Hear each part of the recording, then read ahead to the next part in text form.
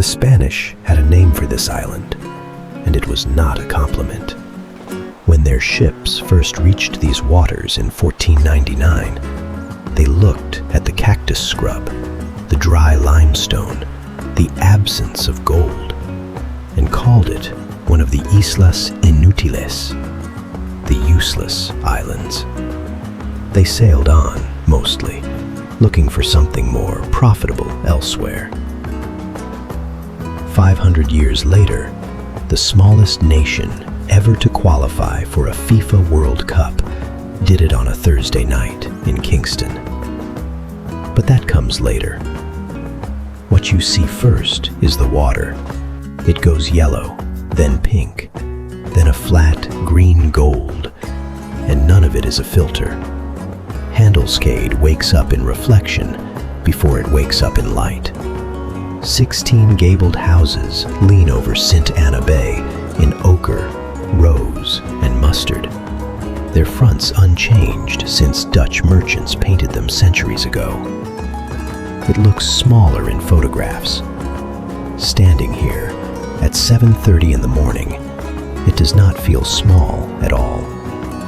At 7:40, a container ship enters the channel, and the Queen Emma Bridge, locals call it the Swinging Old Lady, detaches from its shore and pivots on a line of pontoons, opening a gap wide enough for cargo to pass through a city's front door. Pedestrians wait mid-span, phones raised, feet suddenly floating on water instead of stone. This is a working harbor, one of the deepest natural anchorages in the Caribbean, used the way it has been used since 1634, when Dutch West India Company ships first took the island from Spain. The colors came later. White stone under a Caribbean sun throws a hard glare, and at some point in the colonial period, someone decided paint was cheaper than headaches. Ochre, rose, mustard. Now it is one of the most photographed skylines in the Kingdom of the Netherlands, an ocean from Amsterdam. Walk 2 streets back, and the paint gets rougher. Pietermaa's mansions were ruins 20 years ago, squatted, roofless, sold for almost nothing. Now they are boutique hotels with the same brackets and shutters, restored board by board. A neighborhood doesn't come back from that easily. This one did. 90 seconds from the bridge, Venezuelan fishing boats tie up at the floating market, unloading red snapper and green plantains before the tour groups arrive. Roughly 55 kilometers of open sea separate this dock from Venezuela, closer than some Caribbean islands are to each other. The conversation runs in Papiamentu, a language built from Portuguese, Spanish, Dutch, and West African tongues, layered on an Arawak language that mostly no longer exists. Locals have a word that doesn't quite translate. Douche. It means sweet. It means beloved. It means something you say to a person when you want them to know they matter. It is what people here call the island itself. The Spanish called it useless. The people who live here call it douche. Under Fort Amsterdam's walls, a cannonball is still lodged in the church tower, fired generations ago and never removed. In 1997, UNESCO listed the historic area of Willemstad as a World Heritage Site. Handelscade, Punda, Otrobanda, Pietermaa, one continuous colonial fabric on a 444 square kilometer island of coral rock and cactus scrub. About 155,000 people live here. Some years, more than 1 million visitors pass through. The bridge will open again before lunch. It always does. The harbor at Willemstad was one of the busiest transshipment points of the Atlantic slave trade for close to 2 centuries. Today, the same waterfront, its warehouses painted ochre and rose, is one of the most photographed skylines in the Dutch kingdom. The camera and the ledger recorded the same buildings, and the buildings have not moved. The Spanish called it useless. 5 centuries later, it sent a team to the World Cup. Between those two facts is everything this film is about. For an island the Spanish dismissed as having nothing worth taking, the coastline alone would have made them wrong. West out of Willemstad, the road narrows and the color drains out of the buildings and into the water. Cas Abao first.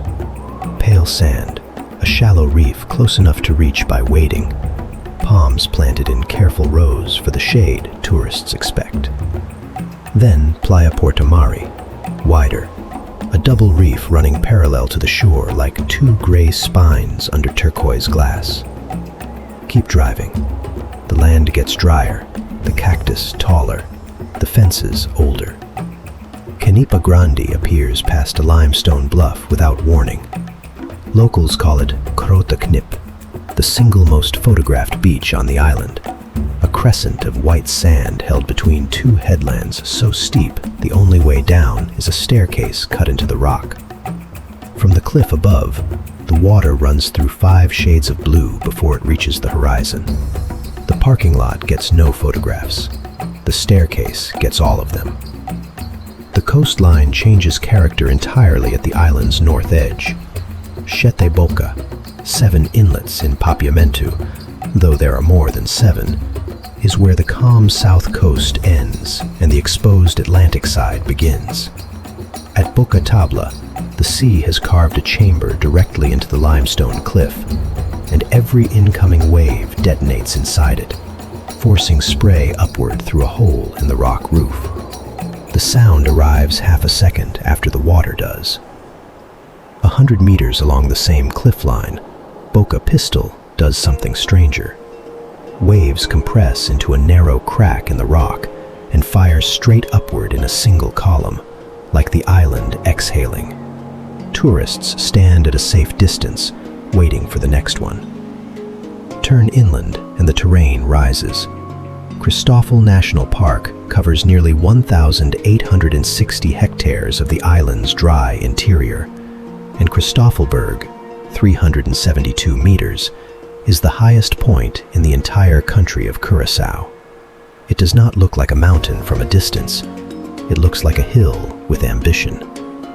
From the summit at sunrise, the whole island is visible at once.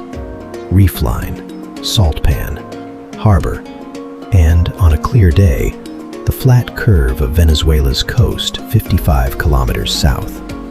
Between the beach and the summit, the vegetation never stops adjusting. Palm-lined sand gives way to thorn scrub. Thorn scrub gives way to century-old divvy trees, bent permanently sideways by trade winds that never let up long enough for them to grow straight. The wind has been shaping these trees longer than anyone has been recording what they look like. It is not finished. Boca Tabla and Canipa Grande sit less than 30 kilometers apart on the same small island. One coast is glass calm enough for children to snorkel at 10 in the morning. The other detonates against limestone, loud enough to feel through your shoes. The island never chose a personality. It kept both, without apology.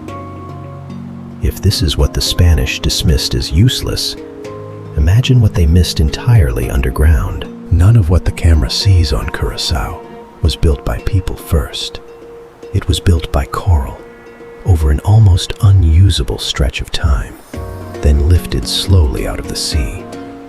The island sits on a submerged volcanic base, capped by ancient reef limestone rising out of the Caribbean over geological ages. The same porous white rock that makes up the cliffs at Siete Boca, the walls of Fort Amsterdam, and the floor of Hado Caves.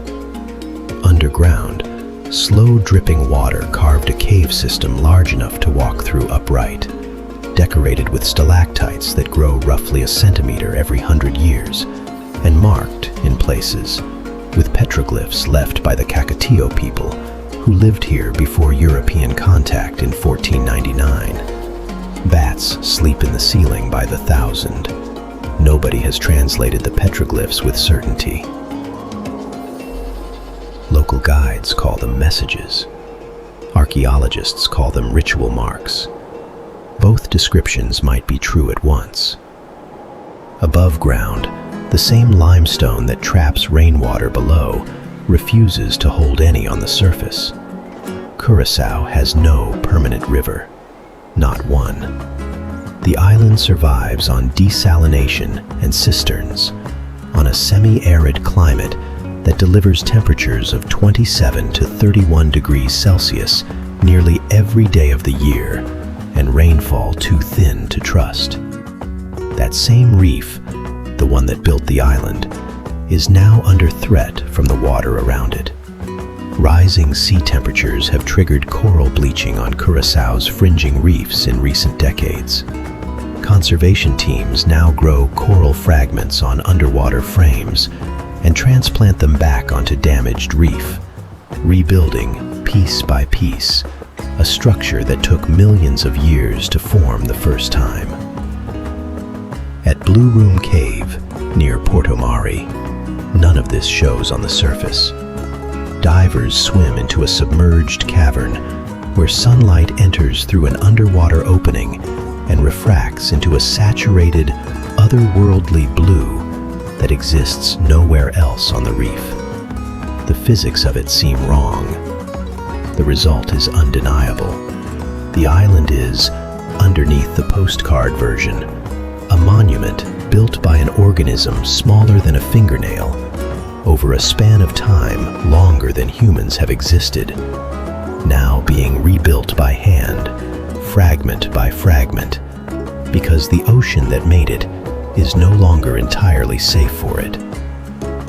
The reef that built Curaçao over millions of years is being restored today by divers gluing lab-grown coral fragments onto steel frames underwater. The ocean made the island patiently. People are now remaking the reef urgently, a few centimeters at a time. Against a clock, the ocean itself started running. The island was built over millions of years and nearly overlooked by history. In the autumn of 2025, one Thursday night changed everything. On the evening of 19 November 2025, in Kingston, Jamaica, a goalkeeper from a 155,000-person island stood in his box and held a 0-0 draw for 90 minutes. When the final whistle blew, Curaçao had qualified for the FIFA World Cup for the first time in history as the smallest nation ever to reach the tournament. The story of how they got there runs through families. Leandro and Juninho Bacuna grew up in Groningen in the Netherlands. Their parents came from Curaçao. The brothers grew up speaking Papiamentu at home, Dutch in school, English whenever the situation required it. The island's three-language reality transplanted to a northern Dutch city. Both became professional footballers. Both eventually chose to represent the island their family came from. In qualifying, they played side by side in midfield, a brotherly partnership that the Curaçaoan press called the engine of the blue wave. Tahith Chong was born in Willemstad, left the island at 8 years old, and built a career through Feyenoord's academy and then Manchester United. He is one of the most technically gifted players of his generation to come out of the Dutch system. In September 2025, he switched international allegiance to Curaçao, the island he had not lived on since childhood, and scored on debut. When asked, after qualifying, what Curaçao meant to him, he said, "It's my home, not my football home, my actual home." Group E of the 2026 World Cup, Germany, Ecuador, Côte d'Ivoire, and Curaçao. Population 155,000, land area 444 square kilometers, 30 years of organized international football behind them. The Spanish called this island useless in 1499. In 2025, it qualified for the biggest sporting event on the planet. The island did not change. The world's measure of what matters did. Curaçao's World Cup squad includes players born in Groningen, Rotterdam, Willemstad, and half a dozen cities across the Netherlands. Many of them grew up speaking Papiamentu at home, Dutch in the street, and English on the pitch. The national team plays for an island many of them left as children. They call it home anyway. To understand why this qualification matters beyond football, you have to understand what was built here and what it cost. Willemstad does not behave like the capital of 155,000 people.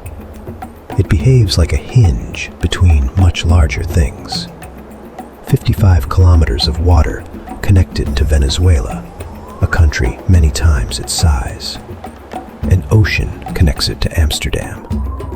Since 10 October 2010, when the Netherlands Antilles dissolved, Curaçao has governed itself as an autonomous country within the Kingdom of the Netherlands.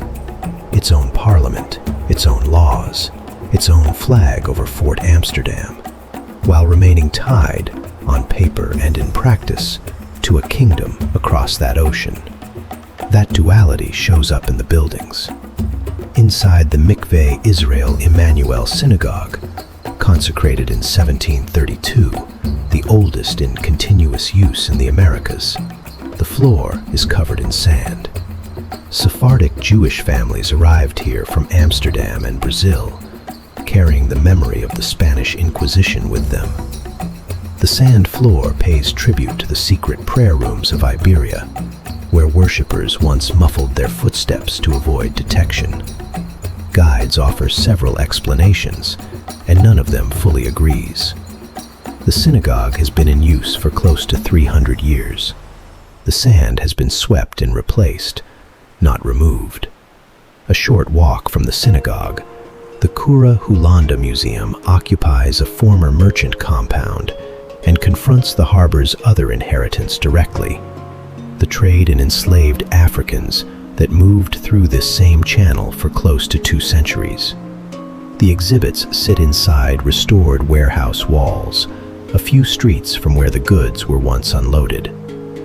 The distance between admiration and reckoning is a walk most tourists make without registering they've made it. At dusk, floodlights turn Riff Fort's restored stonework gold, its old cannons now shading the outdoor tables of restaurants serving keshi yena, a whole round of gouda stuffed with spiced meat, olives, and raisins, baked until the cheese holds its shape. A plantation-era dish, born from a household with more cheese rind than fresh meat. The recipe has not changed nearly as much as the fort around it. Willemstad's harbor moved enslaved people, then colonial cargo, then oil, and now moves almost nothing you can see. Modern offshore finance crosses the same channel as numbers on a screen. The channel got busier. The cargo became invisible. The harbor remembers everything. The interior of the island remembers differently, in dirt roads, collapsing plantation walls, and a name that school children know by heart. West of Christoffel Park, past the last roadside stand selling raw cane sugar, the island empties out. This is Bandabu, the leeward side in Papiamentu, and it looks, from the car window, like nowhere in particular. Low scrub, cactus fences strung with wire, landhouse ruins with their roofs long gone, walls the color of the dirt around them. Barber, one of the interior's oldest villages, sits inland from the tourist coast, with a population that has been shrinking for 2 generations. The school still opens every morning. The market still runs on Saturdays. But the young leave for Willemstad first, then for the Netherlands. And the houses they leave behind get patched, not rebuilt. The plantation houses tell the same story in an older register. Landhouse Ascension, partly restored and partly ruined, once anchored an estate that ran on enslaved labor until 1863, when abolition reached the Dutch colonies. After emancipation, many of the people who had worked the land stayed on it, under new arrangements barely different from the old ones. A transition historians describe carefully because the paperwork changed faster than the conditions did. Near the coast, Playa Jeremiah sits below dramatic headlands with almost no facilities and almost no crowd.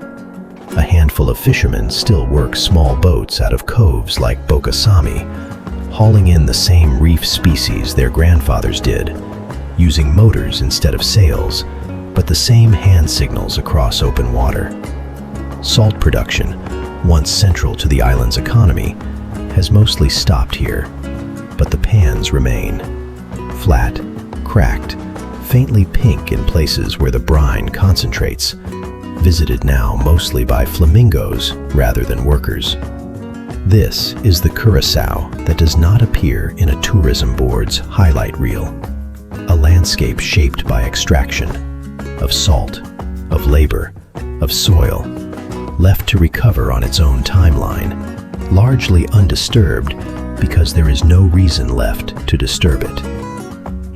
Curaçao receives more visitors in a single year than it has residents, some years 10 times more. Almost all of them arrive on the same 8 kilometers of coastline. 40 minutes inland, villages like Barber lose people every year to the same countries the tourists came from.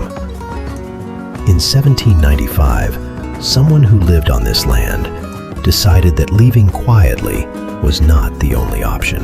On the morning of 17 August 1795, at Plantation Canip in Bandabu, not far from the beach now photographed by everyone with a rental car, an enslaved man named Tula gathered 40 to 50 people on the plantation square, walked to the landowner, and told him they would no longer be his slaves. They didn't ask for better conditions. They demanded freedom outright, citing the same revolutionary ideals, liberty, equality, fraternity, that the colonial authorities had been discussing in Paris for years.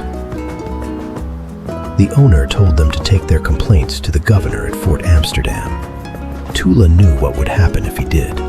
Instead, his group moved across the island from plantation to plantation, freeing imprisoned workers, gathering followers.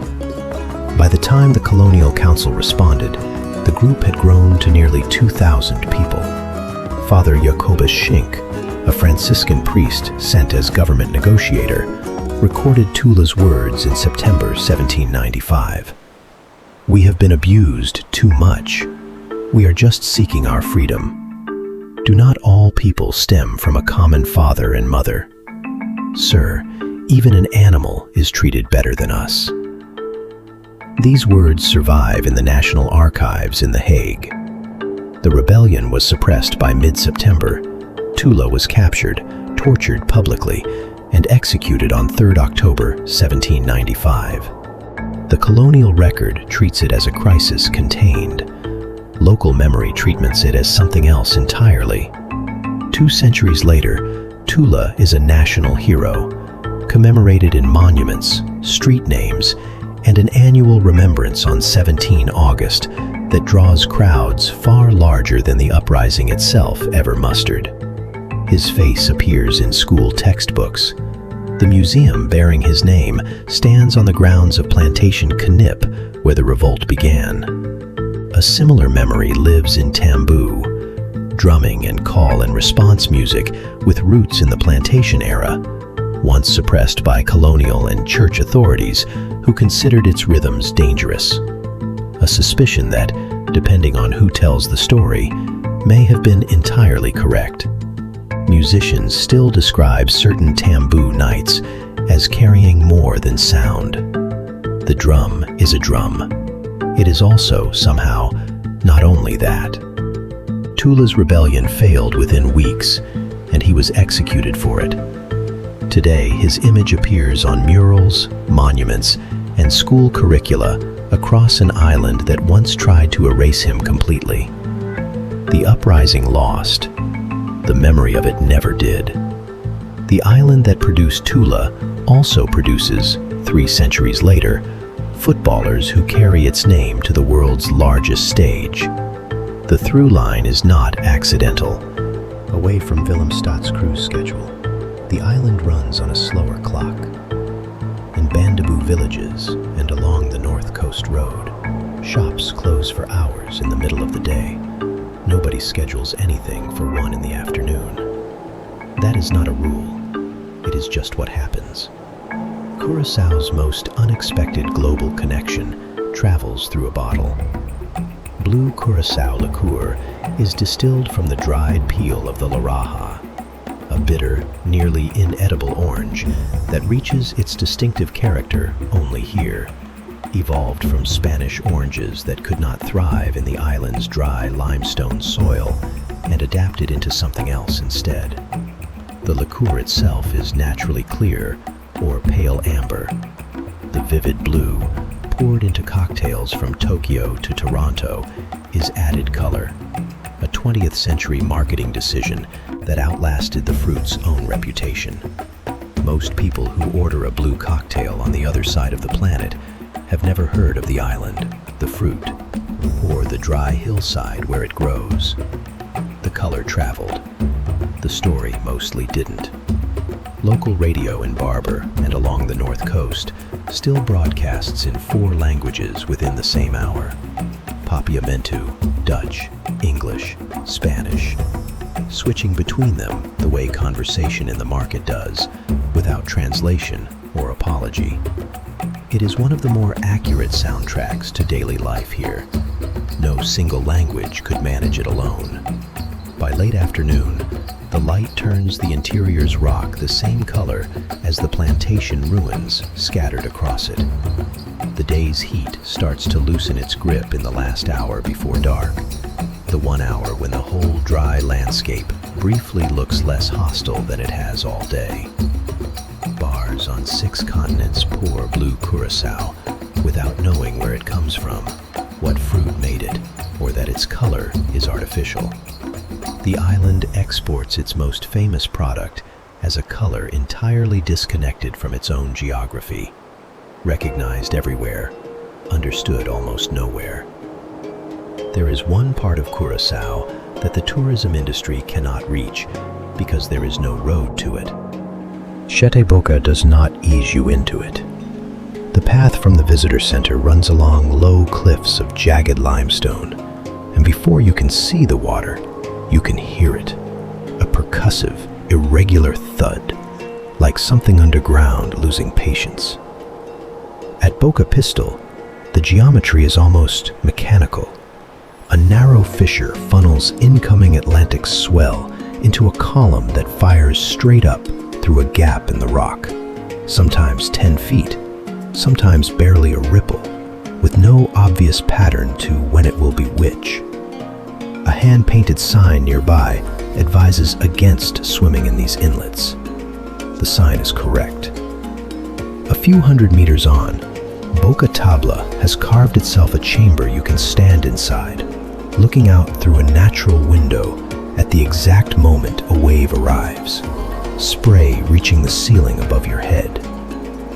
The rock here formed as ancient reef, uplifted and reshaped for millennia by exactly this kind of collision. The ocean sculpting a monument to itself out of coral it built somewhere else, long before there was a coastline to crash against. Underwater and out of sight of all this violence, Blue Room Cave near Porto Mari holds the opposite mood entirely. Divers descend into a chamber lit only by sunlight bending through an underwater opening, saturating the water in a blue so concentrated it looks staged. No 2 dive guides describe the shade of it quite the same way. That is hard to believe from the outside. It is true. Curaçao built a genuinely world-class diving reputation. Sites like Playa Calqui and Porto Mari draw divers past reefs with underwater visibility that regularly exceeds 20 meters. Not by having reef unlike anywhere else, but by building infrastructure to protect it. Marine parks, mooring buoys instead of anchors, dive operators trained specifically to avoid damaging fragile coral heads. The reef didn't get better. The island got better at not ruining it. Boca Pistol and Blue Room Cave sit less than an hour apart on the same coastline, one erupting with enough force to hurt anyone who gets close. The other so still and gently lit that divers describe it as peaceful. The same geology produced both. It never announces which mood you'll find. Beyond the dive sites, beyond the reach of any boat schedule, there is one final piece of Curaçao that the island keeps almost entirely to itself. South of Willemstad, across open Caribbean water, Klein Curaçao has no permanent residents, no fresh water, and no road, because there is no road at all. The only way there is by boat, roughly 90 minutes across open sea, weather permitting. The only way to leave, if the weather turns, is to wait it out on a sand quay you could walk around in under an hour. What's there? A lighthouse, built in the 19th century and left largely unattended for most of the 20th, its paint stripped by salt wind rather than any hand. A rusted tugboat wreck, run aground decades ago and left exactly where it stopped, now more coral reef than vessel, colonized by the marine life it once might have disturbed. White sand that photographs almost as overexposure, even when it isn't. The whole islet measures roughly 1.7 kilometers across, small enough to walk end to end between two dive trips. A ranger presence exists, seasonally, mostly for the hawksbill and green turtles that nest on its beaches, undisturbed by the kind of development that reaches almost everywhere else on the main island's coast. The Spanish were wrong about more than the gold.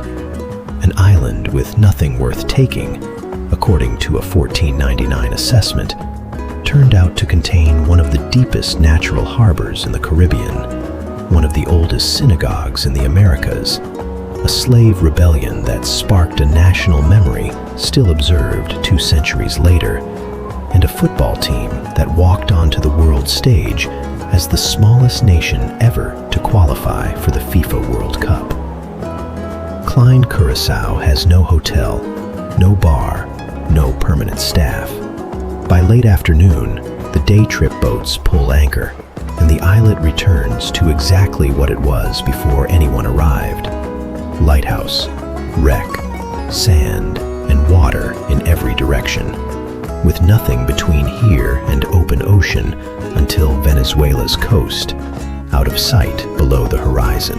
Klein Curaçao's lighthouse has stood for over a century, maintained on an island with no residents and almost no ship traffic left that still needs it. The light still works. Almost nothing it was built for still exists. Some things keep going not because they are needed, but because stopping would feel like forgetting. Back in Willemstad, the harbor is doing what it always does.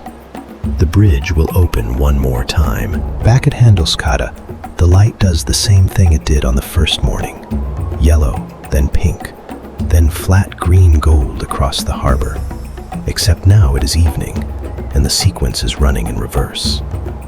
The Queen Emma Bridge swings open one more time for a cargo ship heading out rather than in. Pedestrians wait mid-span again, in no particular hurry to reach the other side. Since 10 October 2010, Curaçao has run its own parliament, set its own laws, and flown its own flag over Fort Amsterdam. And still, every year, a share of its young people board a plane for Amsterdam or Rotterdam, for university, for work, for a version of stability the island's economy doesn't always offer. Some come back with degrees and stay. Many don't come back at all, not permanently. ones who do return often describe the decision the same way, not as a single choice made once, but as one they keep remaking every few years. The tambour drums that once carried warnings between plantations now open carnival parades that shut down Willemstad's streets for a weekend every February or March. The same rhythm doing entirely different work than it did 2 centuries ago, in front of crowds that include the descendants of the people it once warned and the descendants of the people it warned them about, dancing in the same street. At dusk, the salt pans near Jan Thiel briefly turn the same pink as the flamingos standing in them, a color coincidence nobody planned and everybody photographs. The birds don't stay for the sunset. They were there all day. The light just finally caught up to them. In Kingston, on a November night, Eloy Room held his line for 90 minutes, and Curaçao held the draw. Players who grew up in Groningen and Rotterdam, who speak Papiamentu at home and Dutch in the street and English on the pitch, stood on a Jamaican field and wept for an island that many of them left as children and never stopped belonging to. The Spanish called it useless. The people who came from it, wherever they ended up, call it douchey. The harbor, the bridge, the pastel houses, none of it has changed its shape since the first morning of this film. What changes is who is standing on it and what they are carrying when they arrive. Curaçao gained full self-governance in 2010, complete with its own parliament and flag. In the years since, youth emigration to the country it formally separated from has continued largely unchanged. The island governs itself. Its future keeps commuting somewhere else and keeps coming home. The Islas Inútiles, the useless islands. The Spanish were not wrong that there was no gold here. They were wrong about what useless means. If this film gave you a new way of seeing Curaçao, not just the landscapes, but the lives built inside them, subscribe and leave a comment. There are more places like this, more stories the photographs don't tell.